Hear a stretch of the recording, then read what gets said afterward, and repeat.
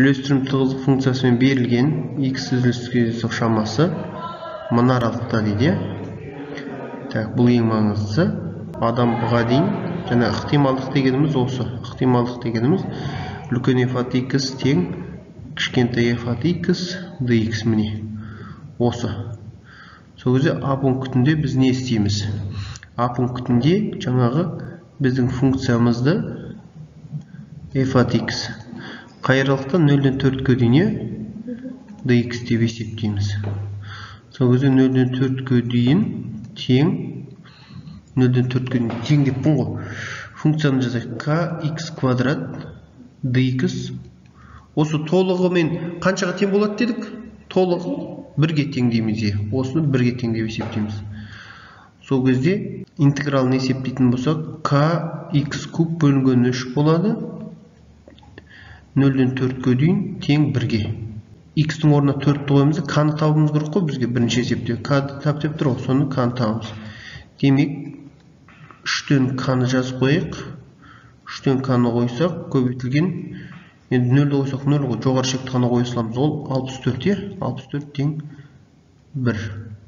Сол кезде k тең 64 астыға кетеді, 3 үстіге өтеді. Міне.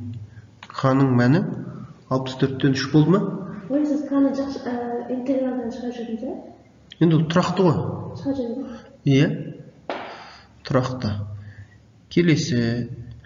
Енді мына аралықтағы ықтималдығын тап дейді. Міне, функцияның графигін салып қойып, міне.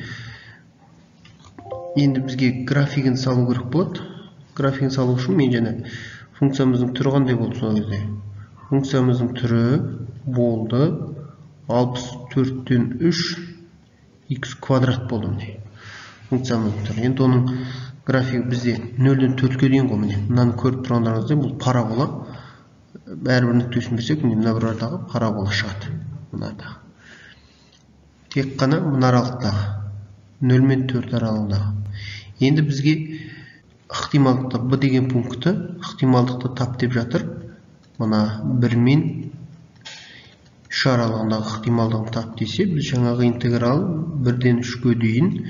Енді функциямызда айнымалы жоқ. 64-тен 3 x квадрат dx. Тең 64-тен 3 ол коэффициент ретінде шығып кетеді.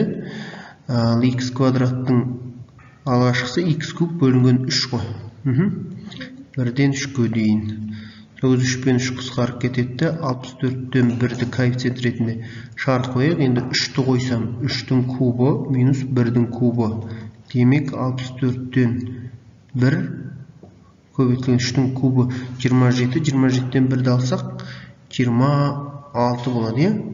26 болады. 26. Енді екеуін ақырындап қысқартуға болады. Екеуін қысқартсақ, мына 13, 32. 0,4625 екен. 0,4625. Көрінға дейін дөңгелек тастақ жүздік үлеске дейін. 41 міне.